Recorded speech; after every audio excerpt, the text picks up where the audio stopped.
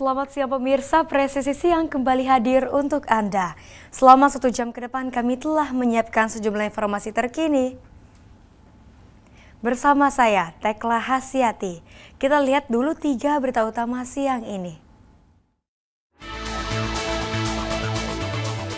Satgas Ops Damai Kartens bersama Polres Yahukimo mengevakuasi jenazah seorang pekerja bangunan yang ditemukan meninggal dunia di kawasan Jalan Gunung Kabupaten Yahukimo.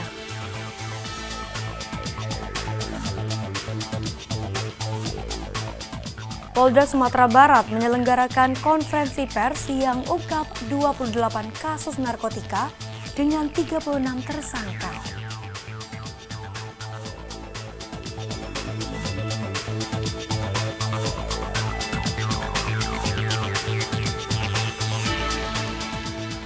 Polres Banjar kembali menegaskan komitmennya sebagai pengayom sekaligus sahabat masyarakat melalui aksi nyata kepedulian sosial.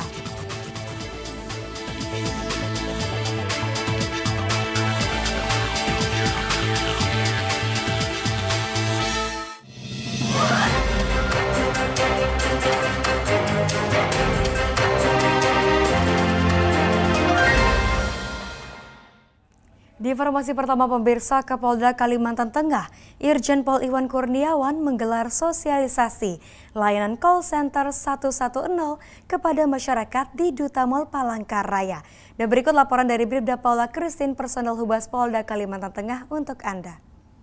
Malam dan salam presisi. Pemirsa, Polda Kalimantan Tengah kembali menghadirkan pelayanan terbaik bagi warga masyarakat melalui program Polri untuk masyarakat layanan 110 dan Pamapta yang diselenggarakan di Atrium Utama Duta Mall Kota Palangkaraya. Kegiatan ini menjadi salah satu wujud komitmen Polri dalam memperkuat pelayanan publik, meningkatkan keamanan, serta memperluas akses masyarakat terhadap layanan kepolisian secara cepat dan mudah. Dan berikut liputan selengkapnya untuk Anda.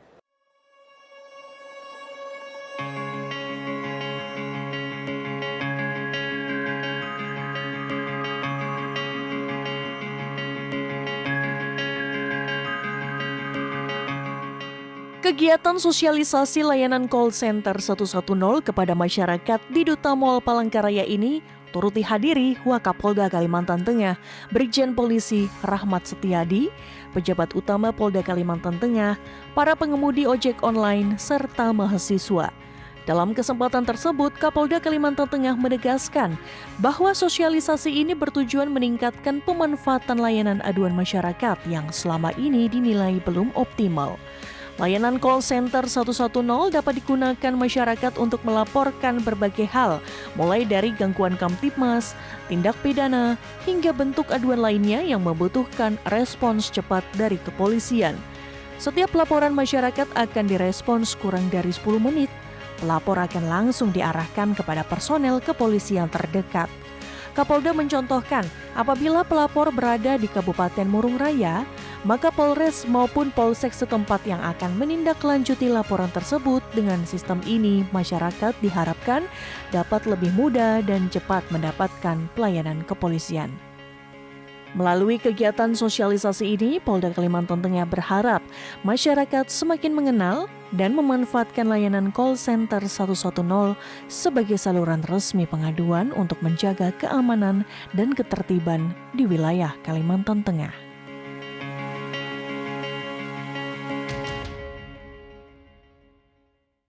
Informasi yang dapat kami sampaikan, saya Bribda Paula Humas Polda Kalimantan Tengah melaporkan untuk Polri TV. Salam presisi.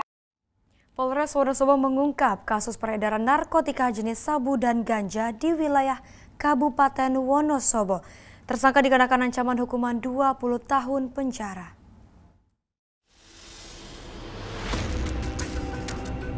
Polisi mengamankan 2 tersangka berinisial D berusia 44 tahun dan inisial A berusia 52 tahun. Dari hasil penggeledahan, petugas menemukan 6 paket sabu dengan total berat bruto 31 gram, beserta berbagai alat-alat konsumsi sabu dan perlengkapan pengemasan. Selain itu, saat proses penangkapan, tersangka inisial A polisi mengamankan 1 paket sabu seberat 0,2 gram, 1 paket ganja seberat 1,1 gram, serta sejumlah alat hisap dan 1 unit telepon genggam. Keduanya merupakan pengedar sekaligus pemakai, sedangkan tersangka A diketahui pernah menjalani hukuman kasus narkotika pada tahun 2023 di rutan Wonosobo. Penangkapan pertama dilakukan di homestay di wilayah Kecamatan Wonosobo pada pukul 15.15 WIB. Dari penggeledahan tersangka D, petugas kami dapat menemukan 6 paket sabu dengan total berat bruto 31 gram beserta alat-alat konsumsi sabu dan perlengkapan pengemasan. Berdasarkan pemeriksaan awal, sabu tersebut merupakan milik saudara A. Selanjutnya, sekitar 1 jam kemudian, pada pukul 16.20 WIB, petugas juga berhasil menangkap tersangka A di lokasi yang sama saat hendak menuju kamar D. Kini, kedua tersangka telah diamankan untuk proses penyidikan, pemeriksaan lanjutan, dan pengembangan jaringan. Kami juga melakukan pengiriman barang bukti ke laboratorium forensik, serta berkoordinasi dengan jaksa penuntut umum. Selain itu, pelaku dikenakan pasal berlapis, serta Undang-Undang Nomor 35 Tahun 2009 tentang narkotika, dengan ancaman hukuman maksimal 20 tahun penjara. Dari Humas Polres Wonosobo, Polda Jawa Tengah, melaporkan untuk Polri TV. Satgas Ops Damai Kartens bersama Polres Yahukimo mengevakuasi jenazah seorang pekerja bangunan yang ditemukan meninggal dunia di kawasan Jalan Gunung Kabupaten Yahukimo pada Rabu 19 November 2025, sekitar pukul 14.04 waktu Indonesia Timur. Korban diketahui bernama Baharudin, warga Mandati 2, Wangi-Wangi Selatan. Kepala Operasi Damai Kartens, Brigjen Polisi Faisal Ramadhani mengatakan bahwa tim bergerak cepat setelah menerima laporan penemuan jenazah pekerja bangunan gereja Gidi Motulen. Tim gabungan langsung menuju lokasi untuk memastikan kondisi tempat kejadian perkara dan melakukan evakuasi. Menurut keterangan saksi, korban bekerja sebagai tukang sekaligus penjaga kios sejak 2017 selama pembangunan gereja Gidi Motulen. Korban merupakan bagian dari tim pembangunan gereja dan berperan sebagai juru masak. Saksi mengaku pernah bertemu korban sedang berbelanja pada 15 November 2025. Korban pun ditemukan di area kebun dekat tempat tinggalnya dan tubuh korban terlentang dengan luka bacok pada bagian leher kiri. Tim gabungan Satgas Operasi Damai Kartens 2025 bersama Polres Yahukimo segera merespon dan mengamankan TKP. Dari lokasi diamankan barang bukti berupa kampak dan busur panah. Selain itu, 3 warga sipil turut diamankan untuk dimintai keterangan lebih lanjut, yakni JK, LK, dan YP. Berdasarkan hasil penyelidikan, aksi pembunuhan ini diduga kuat dilakukan oleh simpatisan KKB kelompok Berenas Kobak.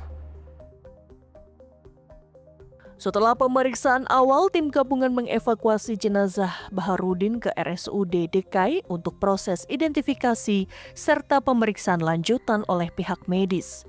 Penyelidikan terhadap motif dan pelaku pembunuhan masih berlanjut oleh Satgas Operasi Damai Kartens dan Polres Yahukimo. Dari Humas Operasi Damai Kartens, Polda Papua melaporkan untuk Polri TV. Pemirsa, Polda Sumatera Barat menyelenggarakan konferensi pers yang ungkap 28 kasus narkotika dengan 36 tersangka. Berikut laporan dari Bribda Miftahur Rahma, personel Humas Polda Sumatera Barat. Saat ini Polda Sumatera Barat melaksanakan konferensi pers ungkap kasus narkotika dan pemusnahan barang bukti di depan Mapolda Sumatera Barat. Kapolda Sumatera Barat Irjen Pol Gatot Trisuryanta MSI CSFA memimpin konferensi pers pengungkapan kasus tindak pidana narkotika yang digelar di lapangan apel Polda Sumbar pada Rabu 19 September 2025. Kegiatan ini turut dihadiri perwakilan Kompolnas, Wakapolda Sumbar, Kepala BNNP Sumbar, serta stakeholder terkait.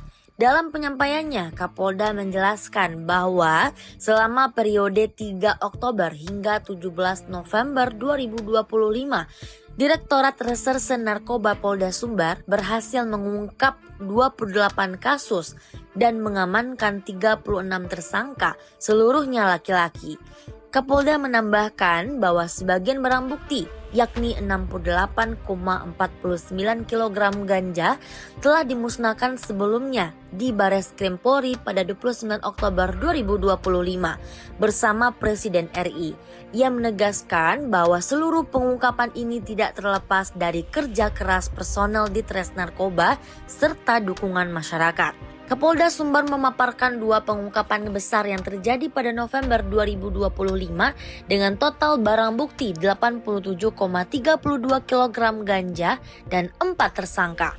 Barang bukti tersebut disita di 2 lokasi berbeda, yakni Kabupaten Pasaman dengan 59 paket besar ganja dan 3 tersangka, serta Kabupaten Tanah Datar dengan 26 paket besar ganja dan 1 tersangka. Ia menyebut sebagian besar kasus ini berawal dari informasi masyarakat yang kemudian ditindaklanjuti melalui operasi undercover buy. Para tersangka dijerat dengan pasal 114 ayat 1 dan 2, pasal 112 ayat 1 dan 2, serta pasal 111 ayat 1 dan 2. Undang-Undang Nomor 35 Tahun 2009 tentang narkotika dengan ancaman pidana antara 5 hingga 20 tahun penjara. Kapolda menyampaikan bahwa komitmen Polda Sumbar dalam menekan peredaran gelap narkoba melalui peningkatan kualitas penyelidikan, penindakan, serta sinergi dengan seluruh pemangku kepentingan. Kegiatan dilanjutkan dengan pemusnahan barang bukti pada tanggal 20 November 2025 yang dipimpin langsung oleh Dires Narkoba Polda Sumbar dan disaksikan oleh tersangka, perwakilan kejaksaan, bea cukai, penasihat hukum tersangka, pejabat utama Polda Sumbar, serta wartawan dari berbagai media. Dires Narkoba menyatakan bahwa pemusnahan terbuka merupakan wujud komitmen Polda Sumbar memutus mata rantai peredaran narkoba di wilayah provinsi ini, sekaligus memberikan efek jera kepada pelaku. Bahwa penangkapan ini dilakukan kami berdasarkan informasi masyarakat, kita melakukan kegiatan pembuntutan dan undercover serta penyelidikan yang maksimal. Ini membuktikan bahwa Provinsi Sumatera Barat merupakan provinsi yang sangat rawan sebagai tempat lintas transit bagi peredaran narkotika. Kami dari Kabid Humas menyampaikan apresiasi dan terima kasih kepada masyarakat yang sudah ikut berpartisipasi dalam mendukung pemberantasan narkoba di Sumatera Barat. Tadi sudah sampaikan, ini kronologisnya pengungkapan ini sangat berperan informasi dari masyarakat, termasuk juga penegak hukum Polri di Polda. Kemudian kami juga mengucapkan terima kasih kepada awak media sudah dari kemarin sampai hari ini ikut meliput dengan partisipasi aktif dari media. Kita gelorakan upaya-upaya pemberantasan dan penanggulangan narkoba di Sumatera Barat ini. Mari bersama-sama kita berantas narkoba di ranah ini. Dari Polda Sumatera Barat, saya Bribda Miftahur Rahma melaporkan. Salam presisi. Pemirsa, Presisi Siang akan segera kembali, tetaplah bersama kami.